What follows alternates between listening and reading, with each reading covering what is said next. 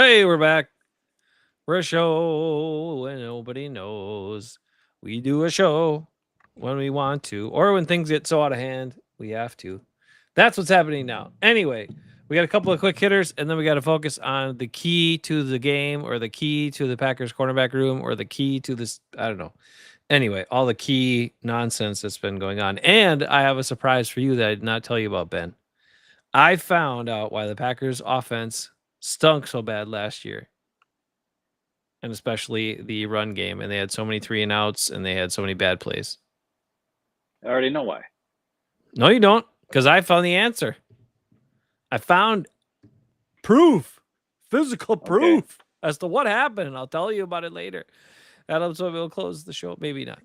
Oh, no, we have a good way to close the show. A very positive, no matter what you hear tonight, there's a very positive way to close the show that we have to highlight because it's so good. So good and so good. But, all right, first off, a couple quick hitters from the Packers and Steelers game that somebody, I don't know if everybody said the same thing I thought, but number one, the Steelers have 3 backup quarterbacks that are better than any of the Packers' backup quarterbacks. That's one of the things I learned from the game. Sure. And our starting quarter. That's just okay. Real clear. I did not watch the game. Yeah, I know nothing about anything. I'm strictly here to talk about our main topic, and that is all. Because I know nothing else about anything. I have not paid attention. I do not give a crap. It's preseason. I don't care. Billy Wayne's here. Hey, Billy Wayne. Okay, so the Steelers quarterbacks look pretty good. I'm just saying.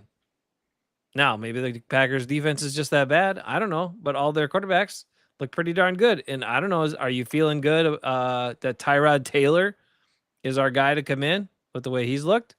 Do you feel good about the young kid? I haven't seen him. I have no idea what he looks like. The other kid, I'm just putting this out to Packer fans.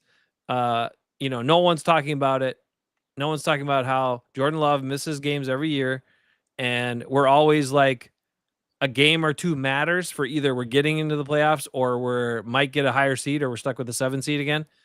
And the Packers have no plan for backup quarterback, or not a good one anyway, because the Steelers had 3 quarterbacks on the field that play in the game that all of them look better than any one of our backup quarterbacks.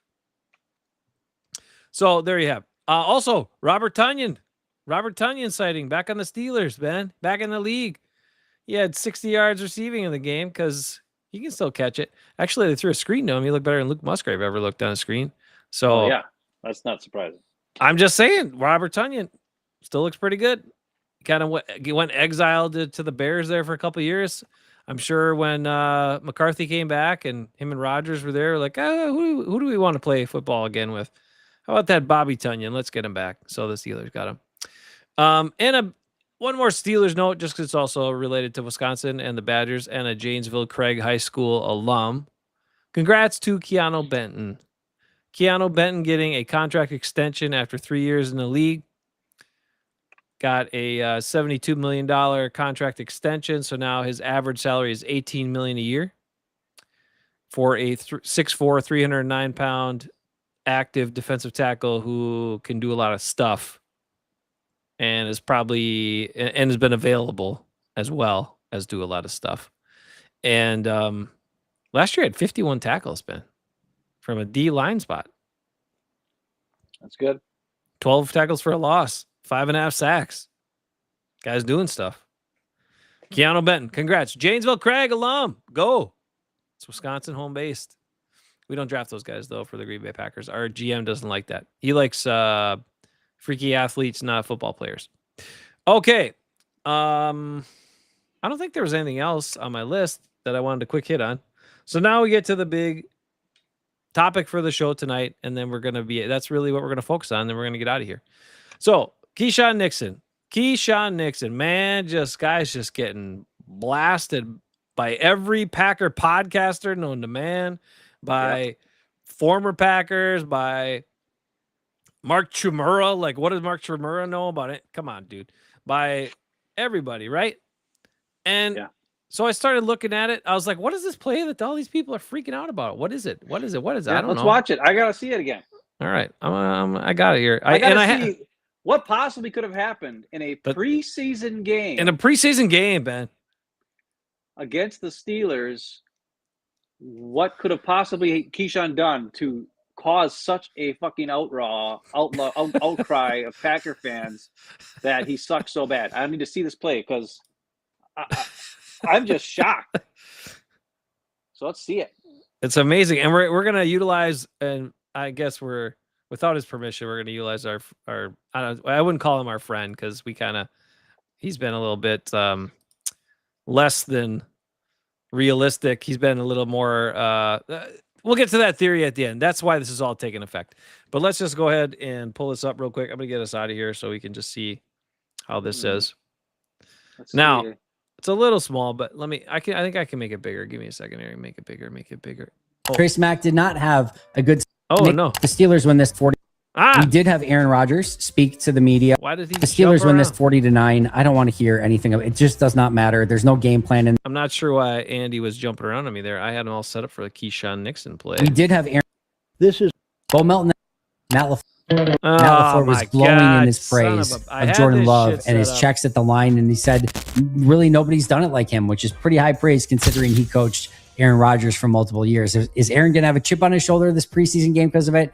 I don't know. Maybe he's just going to call a bunch of audibles and say, hey, look, I can still do this. But I don't know. Either. What the hell, dude? I don't know. I'm sorry about that. I had it set up. I'm really sorry about that. Let me get it fixed up. That's why you can't trust Andy Herman, dude. What are you doing? That's your biggest problem right there. I can't trust it. I can't trust Andy Herman anymore. I can't trust clogged arteries. I can't trust any of it. God dang. Let's just before we start to show the play. All right, sorry about that. I did have it all set up. I was all teed up because we just couldn't understand why this Keisean Nixon play was just so damning. Sorry about that, everybody. My goodness. Look, we're rusty. We've been out of the loop. I've been out of the loop. All right, let me get this back for you. Maybe it's so wrong and bad they try to not let people play it. Maybe that's what's happening. All right, my bad. Not really. Andy Herman's bad, but let me get it back here for you. All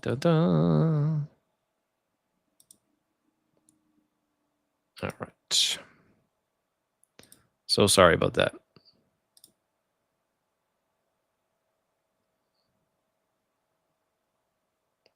I was going to say something, and then you cut me off. I don't even know why it's not showing now. I'm getting really pissed. Don't worry about it. I'm going to now talk. Can you hear me? Can people hear me? Don't do that. What the hell, dude? Come on. Put you back. Don't do that. I got it now. I got it now. Here we are. We're back. We're back in the loop. So here's the deal. Here's the situation. We got Andy talking this stuff about Keisean Nixon. Here's the play. Sorry that took so long to get there. It was a little ruckus to get it. But watch this. That's kind of gone viral where he made basically zero effort to tackle, and it ended up going way further than it should have because he made. Hold on a second. Hold on. Look, watch that. That's zero effort. Watch that player. Watch what happens to the receiver here. This is zero effort right here. Watch what happens to him when he gets basically hit. Zero effort. Let me see that again. I want to see that zero effort again. Oh, it doesn't want me to expose Andy for his lies. It's loading very slowly. Let's just start. And we got some serious issues. Nixon, today. Of course, had that play that's kind of gone viral where he made basically zero effort to tackle, and it ended up going way further than it should have because he made zero effort to tackle. That was disappointing. He ended up playing a little bit more as the. Stop it. Yeah, zero effort. Go back to us. Go back to us. Okay. That's not zero effort, fans. It's not? That's a guy who clearly smacked the fucking wide receiver in a preseason game and smacked him. The guy bounced his head back and then spun around. Now, did he wrap up? That's the only problem. Keisean didn't wrap up. But to say he didn't want to tackle or didn't try to tackle or didn't make an zero effort. Zero effort. That's what. Not only he also moved around and tried to grab him after if he didn't have another Packer player at his knees who's cutting him off, so he couldn't get to him to grab him on the second reaction. And that's the play that has the whole Packer fandom. That's the play freaking out. What the fuck? That's the play. That's the play. That looked like a guy who was trying to smack the piss out of the dude and just didn't wrap up because it's preseason. He's like, I think I'm just going to smack him. He'll fall down. He's not that good. He didn't fall down. That was a mistake to not wrap him up. Yeah. But zero effort. Because I've heard zero effort. I've heard no, he hasn't tried to. And granted, now what I'm comparing this to is 4 years of Jair Alexander on a max cornerback contract, not even getting anywhere near the running back to stop the play, not getting anywhere near a receiver after he catches it to tackle him.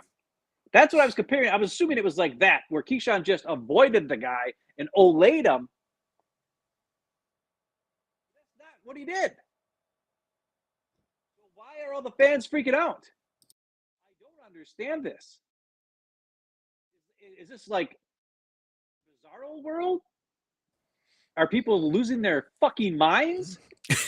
so here's the deal, right? This is a situation. It's a weird play, number one, because Oladapo or whatever is already engaged with him, has his arms around him, is kind of coming in from the side. So it's already kind of weird. So we've seen this all the time when there's multiple guys trying to tackle one guy. Sometimes the defensive guys like actually work against each other unintentionally, and then the guy can stay up. And that's kind of what happened. Like Oladapo spun him away from the hit and then kept him up, and then he couldn't hold on. So then he got to break the tackle and run forever. But I love taking that and just looking at it one more time as Andy Herman professes zero effort, and you watch the hit and you watch the receiver's shoulder and head snap back. That doesn't look like zero effort to me. There's got to be something else. And it's not just this play. All last year, and probably even before that, we heard repeated times of people saying Keisean sucks, Keisean sucks, Keyshawn's a problem, Keisean sucks. I don't understand where this comes from. The guy is like not even a top 50 paid corner in the NFL based on his contract. Jair made more in one season than in some cases than Keisean makes in this season. This season, he's got like, what is he making? $7 million? He's making like $7 million. Not even. Yeah. Okay. Jair made like 17, 18 million his last year. Well, and what did he do? What was the guy that was on the team last year that made way more than that too? Nate Hobbs. What the fuck did he do? That guy like $12 million for 1 year. I don't understand it. And it's not like, the other thing that really bothers me is we have a connection, a history with Keisean of being a player who gets into the mix, who makes plays, who, does he sometimes get beat? Okay, he's like a 5'9" corner who has to cover like 6'2" receivers all the time. Hello, he's going to get beat a couple times every now and again. It's part of the job too. Everybody does. You know how many times Jair got his ass beat? All the damn time. But that's the biggest thing to me is this. For 4 years, Jair did nothing. Absolutely nothing. And fans loved him. They still loved him. Jair was a problem in the locker room. They still loved him. Jair called himself a captain. Almost fucked up the goddamn freaking coin toss. Fans still loved him. Keisean didn't wrap up on a play where he clearly hit the guy in a preseason game, and they think he's the worst play of all time and one of the biggest problems on the Packers team? This makes no damn sense.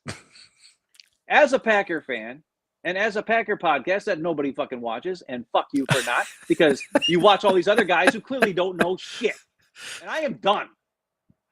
If you're a fan who thinks that Keisean sucks, or Keisean is a piece of crap, or whatever it is, don't watch us anymore. Because nobody watches us anyways, and I don't give a shit anymore. Because you're all fucking stupid. And I'm sorry I'm saying the F word so much, but I've had enough. Because I didn't see the play until today. I can't remember I think it was today, or it was last night. I don't know. I texted you and I said, we got to talk about this.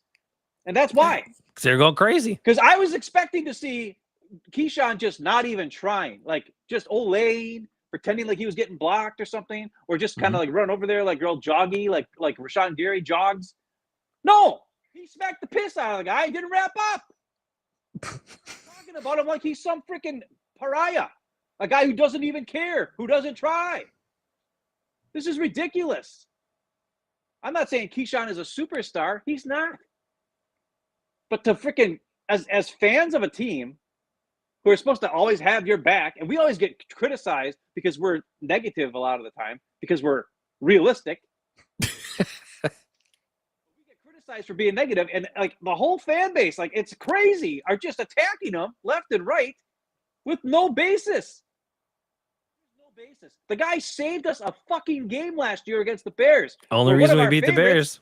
Evan Williams screwed up, and Keisean read it, got his ass back there, and picked the freaking picked the interception in the end zone. Or it would have been a touchdown. We would have lost that one too. We would have never even made the damn playoffs if it wasn't for Keisean, you stupid asshole fans. Fuck it. I am so sick of stupid. I can't take it anymore. It's hard enough to listen to like ESPN and all these other people who are dumb. I had to listen to how Josh Jacobs is such a good runner and all this. No, he doesn't scare anybody. He doesn't break tackles. He does nothing. Everybody talks how great he is. For 4 years, did nothing. Fans still loved him. Why? Because he's weird and eccentric. Because the team inflated him for years, and everybody said, and he was a first round pick. This is where it all comes back to that shit. He was a first round pick. He's great. The team tells you he's great. The team has their own media that tells you he's great. Now, what you're talking about, right, is in that part right there is like the national media. The national media does not know the team the way people who see the team all the time know the team. That's why this. And I'm okay with that. But and that's fine. When it's all the podcasters, when it's the Packer reporters, when it's the news, a radio host guy. Now, I will say this. There's one guy on the radio, I saw a radio thing, and he was like, I don't know why everybody's hating on Keisean. I listened to him. He's like Mike and Molly or something. But it wasn't Molly. It was Mike and freaking one guy who's an idiot on Madison Radio. I can't remember what his name was, but he was on there. And this Mike guy was saying, it's Goody's the problem. It's not Keisean's fault that he's the best corner on our team, and he's like not even a top 50 paid corner in the league. I mean, he's not even paid like a number 2 corner. He's paid like a number 3 corner right now. But you should be mad at Goody, not mad at Keisean. And I agree with what that guy said. That's the one person I heard who actually said something that made sense. Okay, go ahead. Sorry.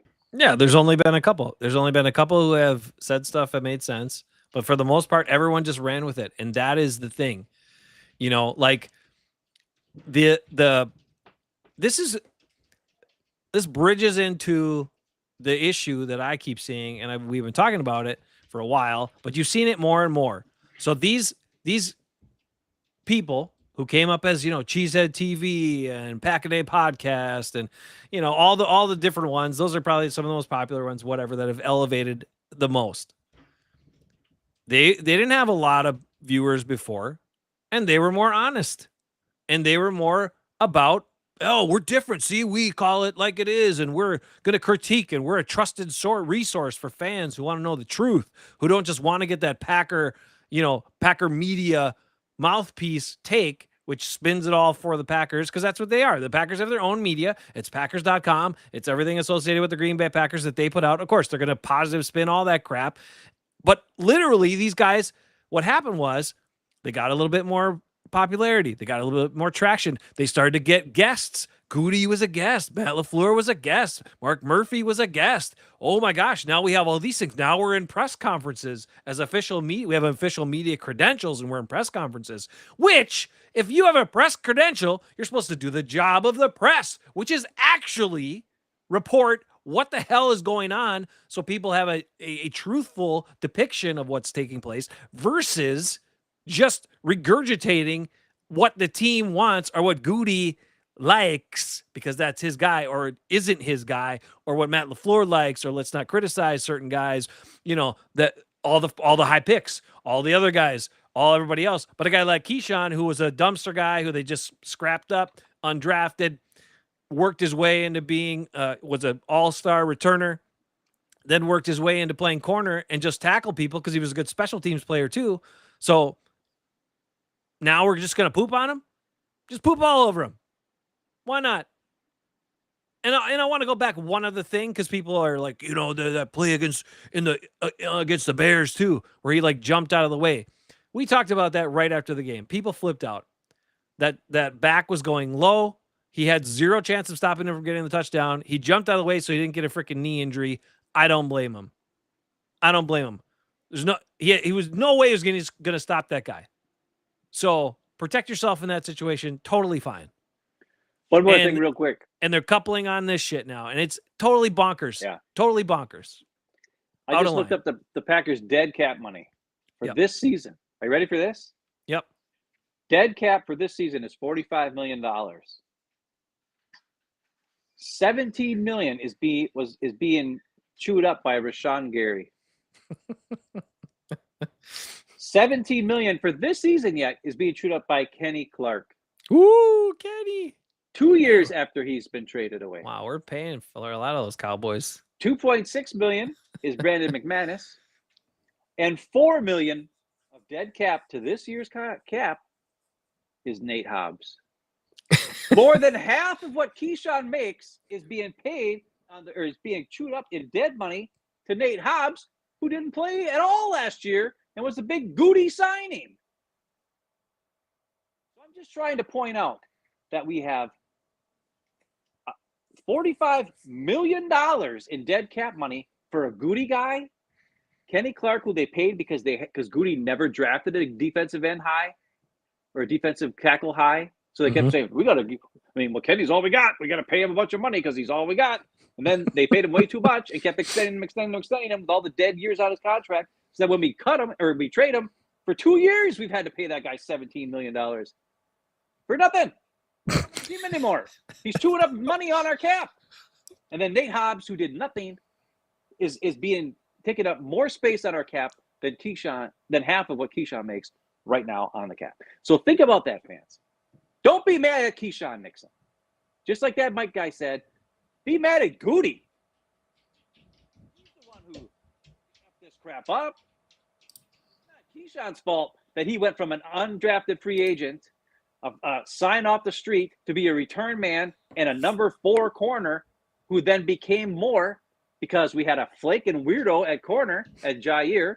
We traded away our best corner in Rasul Douglas and also had Eric Stokes and let him go because he sucked. That was a Goody number 1 first round pick. And if it wasn't for those 3 guys sucking, Keisean wouldn't be the number 1 corner. And who do we, not sucking, but 2 guys sucking and 1 guy they traded away because he thought the season was over because he put all his chips in the Jordan Love basket, who sucked for the first 8 weeks of the year. So they were forced to trade Rasul because he was like, well, we're not going to do anything, so I'm going to trade our best player. He's the only guy that's actually worth anything. And it was the only guy that was worth anything. Was it Keyshawn's fault that he's the number 1 corner? No, it's Goody's fault that Keyshawn's the number 1 corner. Did he make effort on that play? Yeah. It was a preseason game. Think about it. If you watch preseason football, how many times do you see guys show less effort than that and nobody said boo? Nobody said boo about it. He's 29 years old. He's been in the league for how many years? He's been a Packer for like 5 years or 4. I think it's 5 years. This is his 5th or 6th year as a Packer. What are we doing? He shouldn't even be playing. Why is he playing? Because now he's in the competition. Oh my gosh. Stupid.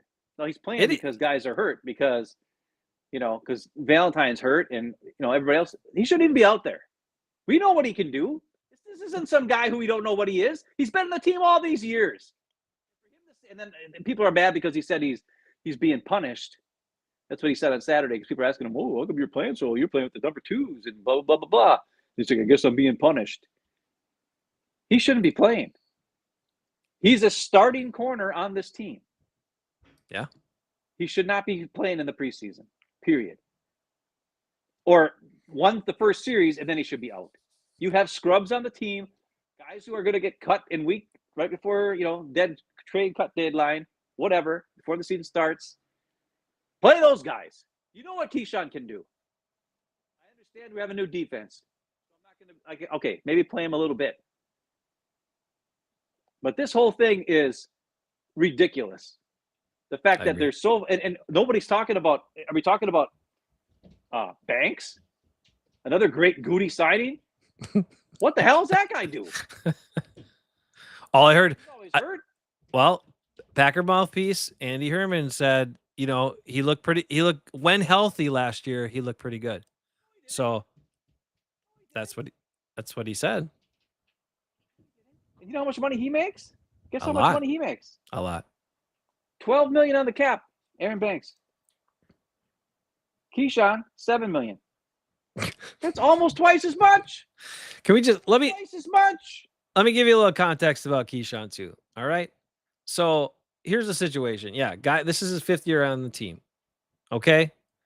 Keisean Nixon finally got to be full-time starter. This last year, he started most of the games in 2024. But anyway, here's the situation. This is a guy who had in only started 13 games in 2023, but played in all 17. This is a guy who had 80 tackles in 23, 88 tackles in 2024, 72 tackles last year. And out of his 72 tackles last year, he had 4 missed tackles. So his missed tackle rate was 5.3%. I don't think that's the worst of his whole career. No, that's good. 5.3% is really good for a missed tackle. I know it is, but I'm just saying, I can't remember him missing that many 4 tackles every year. I don't think he missed that many tackles. Well, he had a couple. Remember going against like not Justin Fields. Jalen Hurts. He tried to tackle him a couple times. One time against the Eagles. It's not like Valentine who just shoved out of the way and guys run right over him. I know. Keisean gets in there and messes up people. But he always tries. He always goes for the tackle, and that's why he probably has more missed tackles than some other guys who just stand there and get blocked or whatever. But what I'm trying to say is we have 3 years of a bunch of playing that show you this guy tackles. 80 tackles, 88 tackles, and 72 tackles for a corner. That's some good tackle numbers. Okay? So when he misses a tackle in a preseason game, how do we forget the last 3 years as Packer fans are stupid. It is just dumb. It is just ridiculous. They've been running this. They've been talking about Keisean as a problem. I don't know where it started. I listened to Andy Herman all last year, and he did not start talking about him in a negative fashion right away. Mm-hmm. But over the course of the year, fans kept talking about it, and then he was like, "Oh, he's like," went for the clicks. He would actually. No, but he would actually bet. He'd be like, I don't know. I mean, based on what my judge, Keisean has a good game, but apparently people are really upset. And he actually backed him for a while.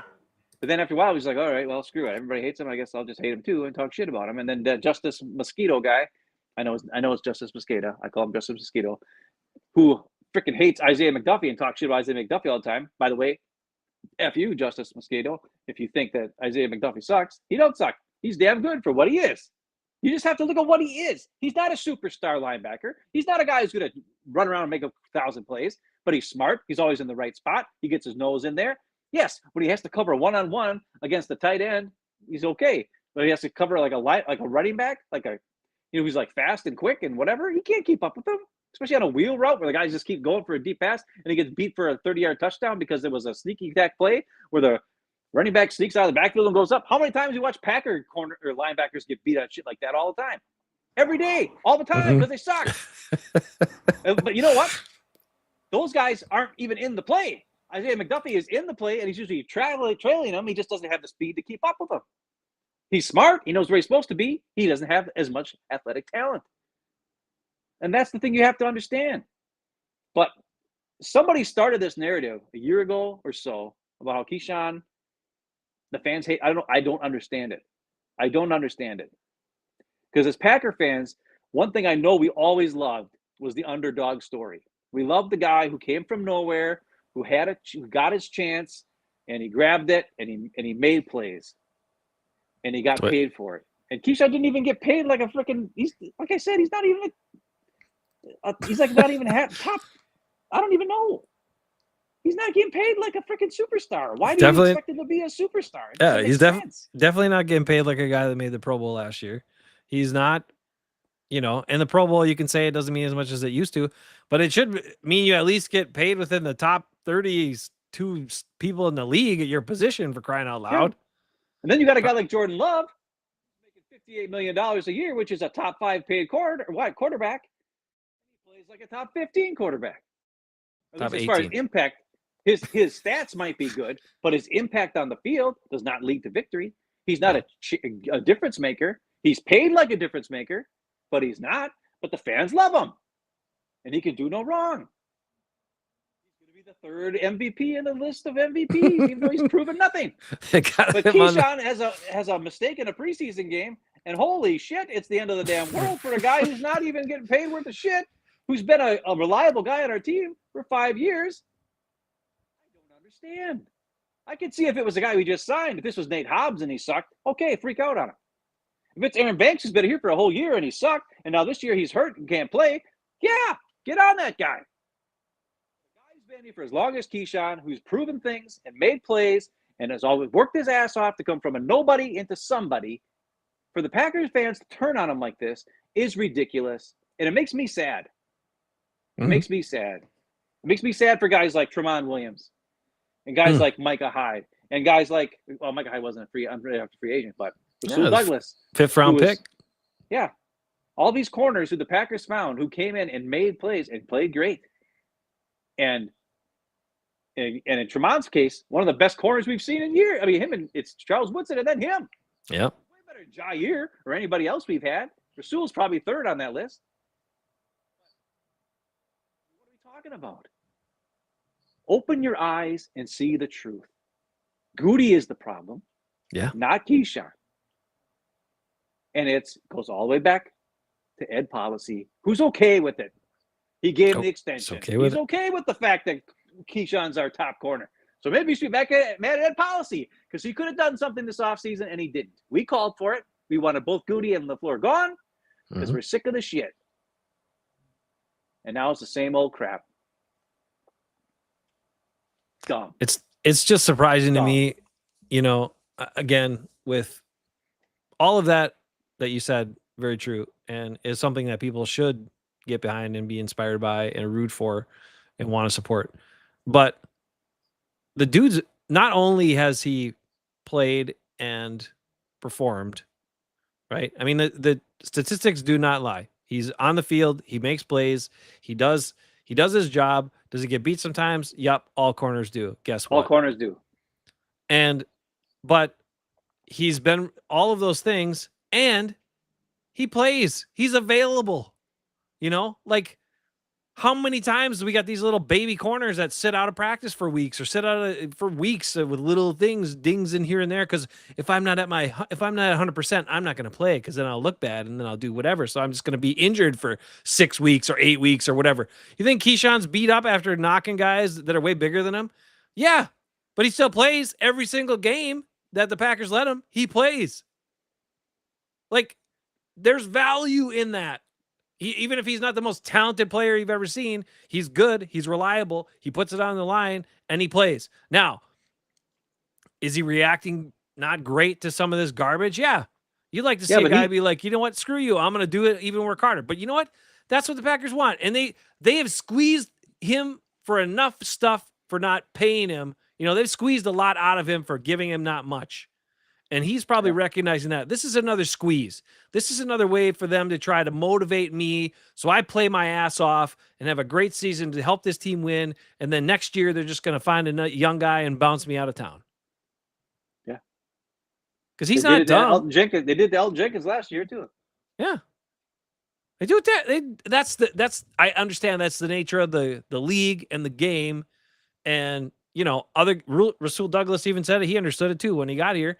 Even though they told him, no, you know, it's on your merits, it's on what you do, and it is for a while until you're getting close to the end of your contract. Well, then maybe it's not. You know what I mean? And I think this is. Why do you think there was a competition between John Runyon and Sean Ryan 3 years ago, whenever it was? Sean Ryan wasn't as good as John Runyon, but they had to have the competition because Runyon's contract was up after that year. So they had to make sure they could get a guy who was going to be good and get some playing experience to play. And he's the only free agent the Packers have had that actually went somewhere and made some money, besides Romeo. Romeo got a pretty good contract. But, all these other guys that they kept saying were so good, told us the best, you know, Josh Myers is he's the best play of his career. And he signed like a freaking 1-year contract for 2 cents with the Jets or whatever to be their backup center. Yeah. And you see, even just name a guy. Look at Rasheed Walker. She Walker, they're bagging on him now. Bagging on him. And I'm like, who's bagging on him? The fans? All these the Packer podcasters. That's because he didn't Andy Herman. Because he didn't make that much money. I know it's a 7th round pick. And he didn't get but I mean, like in free agency, he didn't get a big bag for free agency. So they're like, we can bag on him. He's terrible. Nobody wanted him. He wasn't good. Listen, he was a 7th round pick that started almost every game for 4 years at left tackle. I mean, the guy, he was a valuable piece for hardly anything. And for what they paid him compared to what we paid David Bakhtiari for 3 years of nothing, come on. It's crazy to me. And I understand a lot of Packer fans don't watch every game or watch the ins and outs and don't know all the rules about contracts and all this other crap, right? Like they're just fans. They want to root for the team, have them win, blah, blah, blah. They just see the play. They just see a guy make a play. Oh, he's good. They see a guy drop a pass. Oh, he sucks. They see whatever. You know what I mean? Like they don't know that there was 25 things that happened in that play. There's 22 guys on the field all doing crazy shit that can mess up another guy anytime. And it's not necessarily, it's the guys who can overcome all that who are superstars that can do things beyond the normal human being that becomes super, super awesome guys. And you see them do things like Aaron Rodgers was, right? Aaron Rodgers was unbelievable, especially from 2011, 2010 to about 2015, 2016. He was the best quarterback ever, period, you've ever seen. The best quarterback of all time was Aaron Rodgers during that 6-7 year window before Jordy got hurt, before Rodgers got his leg well whacked out in that 2016, before he got his collarbone and all that knocked out. He was unbelievable. And that's something we all saw with our eyes. And I got to tell you, fans, you're not going to see something like that again. We're not going to have a corner who's the equivalent of Charles Woodson again, unless we get Goody the fuck out of town. Hello. And people, and that's the only other thing too, is this Mike guy was like, well, we should be mad at Goody. Why didn't he sign somebody to be the starting corner? Do you think there's a good corner as a free agent? There isn't.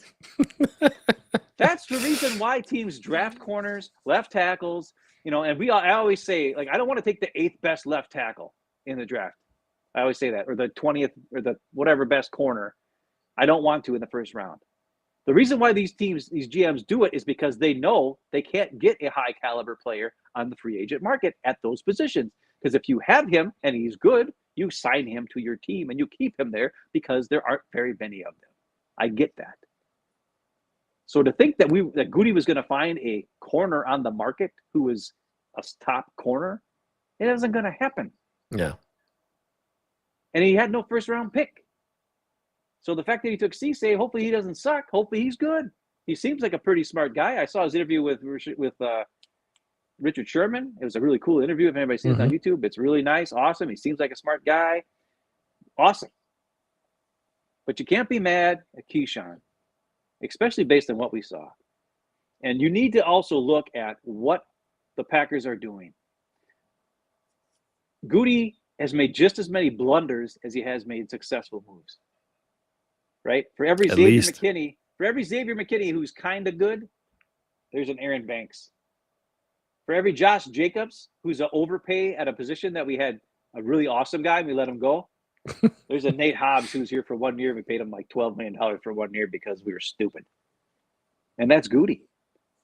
And he's an idiot. He also can't draft a corner to save his life. His best picks are the ones from the 3rd round after, who are probably the local scout who banged on the table to get Evan Williams and Zach Bukebag. What's his name? Zach Bakubawale / Zach Tom. Those type of guys in the late Tucker rounds. Kraft. Tucker Kraft. After Goody got his guy. That's right. Musgrave was who Goody wanted. Probably the local scout around South Dakota said, Tucker Kraft can do everything. Can we get a tight end that can do everything instead of just a guy who can run straight fast and then fall over? And then Goody's like, okay, sure, we'll take him in the 3rd round. And then he becomes the guy who we all knew was going to be better because he's actually he's a football player, not just a guy who runs fast a straight line, which is what Eric Stokes was. And Goody has this issue where he doesn't understand football. He just looks at stats and says, this guy runs fast in a straight line. He must be good. No. There you go, fans. Stop it. Stop hating on Keisean. Give the guy a freaking break. Good God. Yeah, and he's got all these people on him now. Like, I don't know. This sprung in my head when I saw Robert Tonyan again playing, and I was like, wasn't example like isn't like Luke Musgrave basically Robert Tonyan except not as good? Yes. And Robert Tonyan was free. Like Robert Tonyan was undrafted, just the dude you got. And then he developed, got to be a little bit better of a blocker. He got to be a little bit more, like catch and run guy. But he was pretty much a dude who was fast, could catch, and could, fly up the seam. Wait a minute. Tonyan is 100 times better than Luke Musgrave. I know he's much better, but I'm saying it's the same type of thing, except actually, one guy went in the second round and one guy went undrafted. Yeah, but Tunyan's like here. Luke Musgrave was like here. I know they're not. He can't catch. He has zero body control. He can't block. All he can do is run straight sometimes without falling over fast. That's it. His hands are bad. His awareness is bad. His physical skills are bad. His coordination is bad. He's really bad. He had good coordination, was pretty fast, had really good hands, just couldn't block that well. But he learned, he tried, and he worked at it and got better. Then he got hurt, and that really screwed him. Tucker Kraft is he's just a monster who busts his ass all the time and can do everything. He's not as fast as those guys. His hands probably aren't as good either. But his breaking tackles is amazing. His running over dudes, his blocking is awesome. His running routes is awesome. He's like a true tight end, awesome guy. But don't you ever take Robert Tonyan's name in vain again. You can't compare him to freaking Luke Musgrave. I was just trying to point out that they were probably evaluated when scouts really looked at their skills. They're probably the pluses were similar, and one guy you wasted a second round pick on, and the other guy they just waited until he was available and somebody signed him. I don't know. And also weirdly in a draft that had a bunch of good tight ends, we decided to pick that one. Well, to be honest, a lot of them haven't led to much. That year, even the guy, I don't think the guy from the Bills who was the first pick overall, I don't think he really did much. Did he? Oh, Kincaid, yeah, he's okay, not great. Was Laporta that year too? I think Laporta was I think so. Okay, well, he's good. And Kincaid's a good receiver overall. There's not much. Washington is kind of. Washington was disappointing, but he's just. Well, Aaron Rodgers liked him last couple games. I thought he was just going to be more of a monster dominant dude, but he doesn't. I think he lacks some effort. Like his motor's not too high sometimes. But anyway. I'm sorry for swearing so much, but that was a lot of swearing. But it's warranted. I was appalled. I couldn't believe after watching that film. I was like, "This is the play." Everybody's at first I didn't think it was a play. I must have I must have got the wrong play here. Yeah. And then I watched the Andy Herman video, and I was like, "That is the play. That's the play they're so mad about. This doesn't even make sense." Mm-hmm. And I know like you said, nobody's gonna watch our show, but all you're getting with some of these other trusted Packer podcast resources they're just giving you the company line, guys. So if that's what you want, the policy line, whatever. But that's all they give you now. Come on, Goody was with Nagler and Corey Banke at their house right across from Lambeau Field, because he lost some weight, so he wanted to be in a sit down and could show that he's not as fat anymore. Good for you, Goody. We're just as fat as we were last year, but you probably got a chef or something. Yeah, whatever. Anyway. Those guys are all turning into Packer mouthpieces, and it's disappointing. And look, the team's going to tell you all the players they have are great, and all the players they sign are great, and everybody that they pick is great, except for the guys that they don't pick, the cast-offs. They won't glow them up, but all the other ones are going to glaze up. But you got to trust your eyes. You got to trust what you see and what you know. And the other thing about Keisean, real quick, before we, I just want to make this point. So last year, part of the reason he made the Pro Bowl was because he had 17 passes defended. And I know you're going to say he had a bunch in that first game. Yes, he did. But, sometimes that's how it goes. Sometimes these people have their season stats and they came in one game, got targeted a bunch, or was a crappy quarterback or whatever, and you got a bunch of them in one game. Gary gets all of his sacks against Jared Goff. But I do want to point out he had 17 passes defended last year, which is the same, which is totals the highest number of passes defended that Jair Alexander ever had in his career, which was in his second season. When he was good. He also had 17 passes defended in his second season. He was like 14, 13 other seasons when he was supposed to be the greatest thing of all time. And I know that you're going to say, I know what the detractors will say, but he was never targeted. They never threw at him. Well, the season he had that Jair had 17 passes defended, he actually was targeted 110 times. Last year, Keisean was targeted 87 times. Yeah. And the seasons where Jair was like, oh my God, never targeted, his low target full seasons, he had 82 targets and 80 targets. So that's not much of a difference. Just saying, just to point that out. Now, before we let you go, I will reveal what I discovered at Mom and Dad's apartment, at the apartment that we moved Mom and Dad into.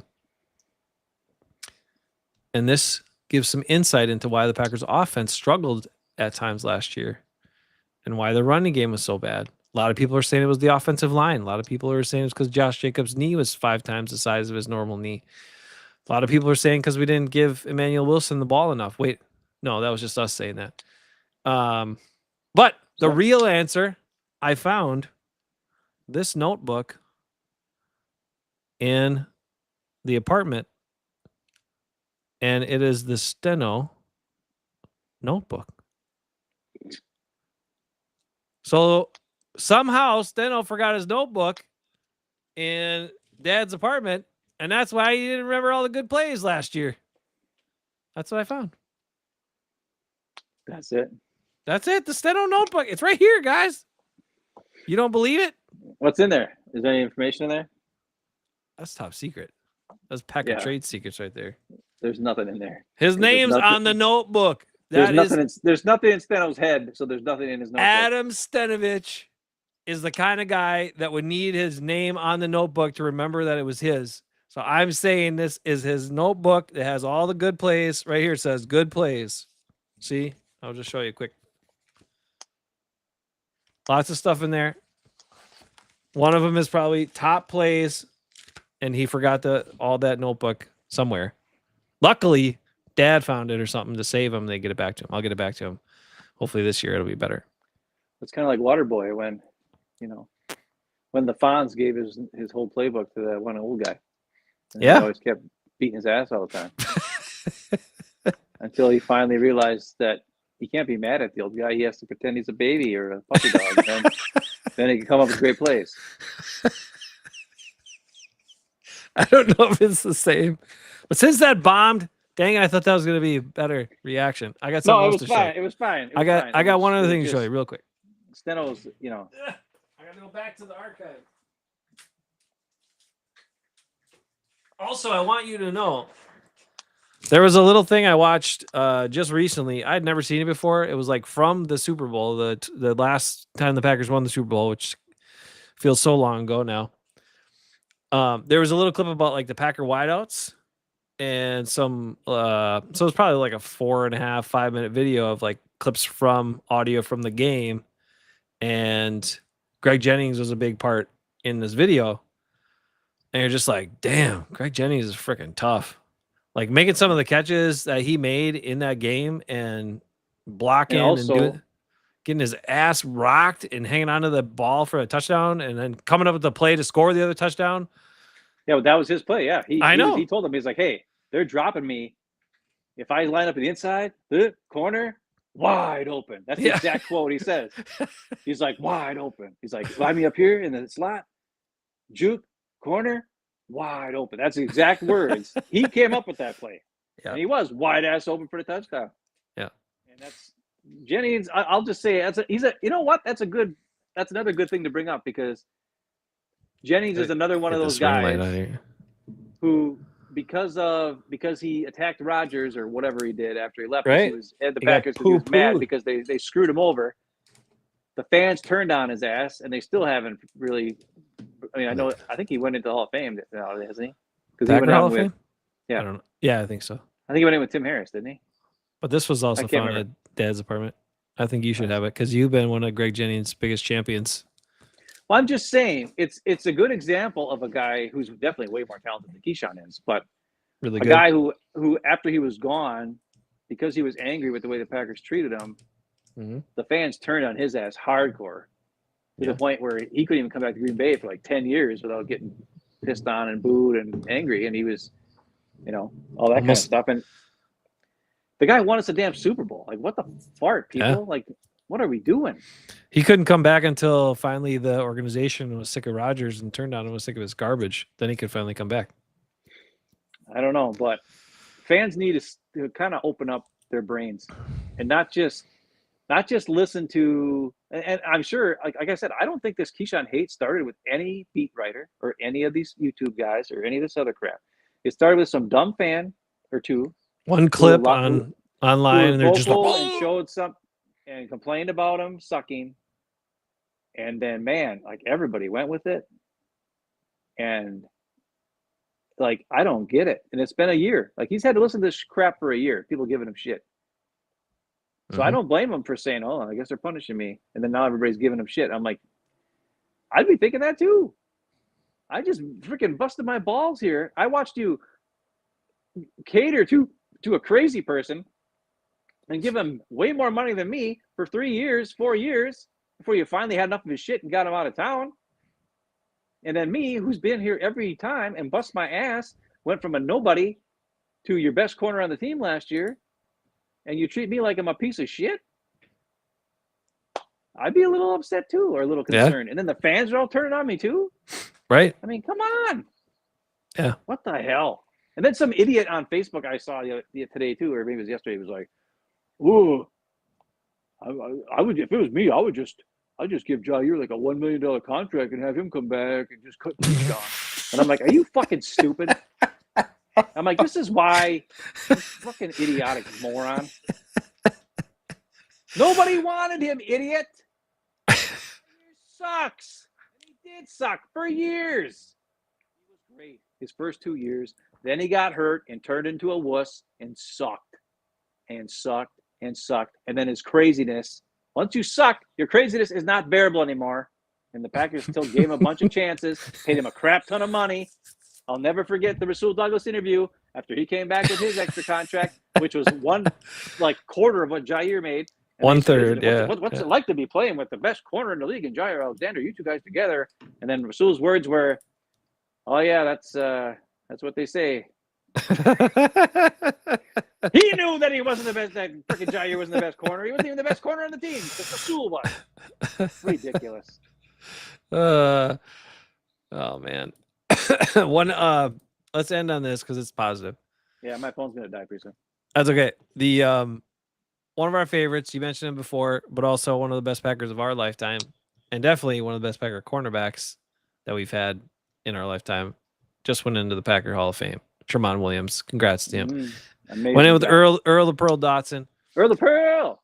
But winning. Tramon said right away, he's like, "Goody, everyone's been telling me I look like I'm still in shape. Like, you might want me to come out of retirement and sign me right now because I could still do it." And he did. He looked pretty good, because Tremon's like that cool guy that, all that good stuff. And then he told some stories about he was old and went and tried out for these teams. And they're like, "Man, they're like, I never seen a 34-year-old move like that at corner anymore." And he's like, "Yeah."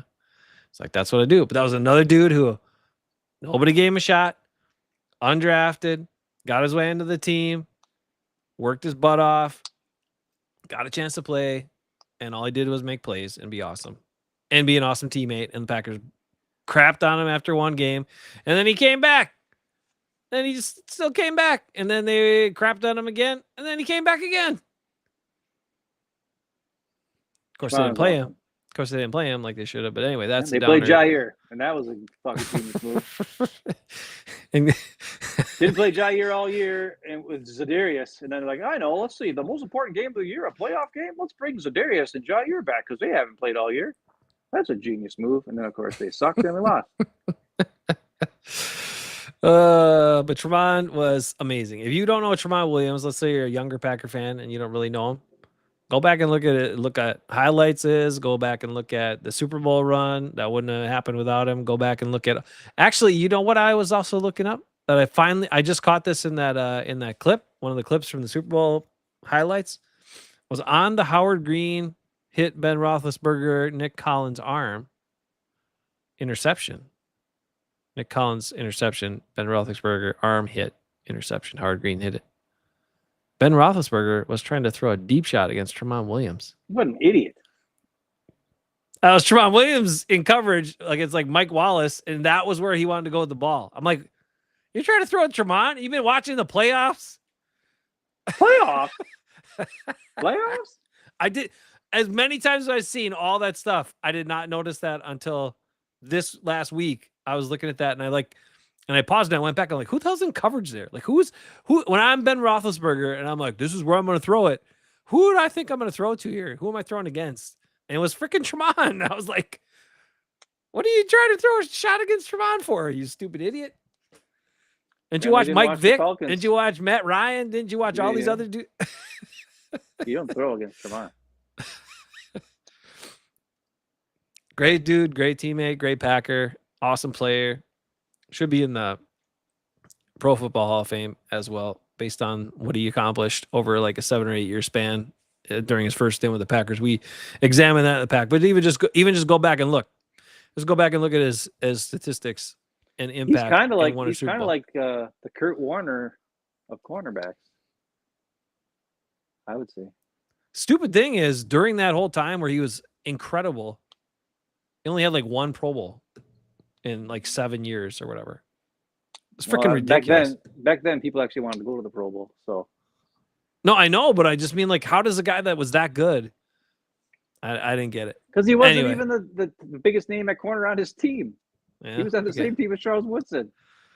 So good. So he's not going to get any credit if Charles Woodson's on your team. You know. Anyway, Tron, super awesome. Congrats to him. And all right, Earl Dawson, big guy too. He was a good guy. Earl the Pro. All right. I don't know when we'll be back. Hopefully the Packers blogospheres and everybody else gets their crap straight and stops inflating all these stupid things and starts actually doing their job, which is giving the truth or a true take or reporting on what the hell's going on with the Packers instead of saying what the Packers want all the time and kissing Goody's ass. Sick of it. All right. Ben apologized for all the swearing. I apologize for my technical difficulties. And that's what you get for tonight. We'll be back sometime. Let me see how I end this puppy here. Boom, boom, boom. Get you some music on the way out. Peace, everybody. Be good. Stay good. NFL starts soon. There it is. Welcome to the P.O.O. Show.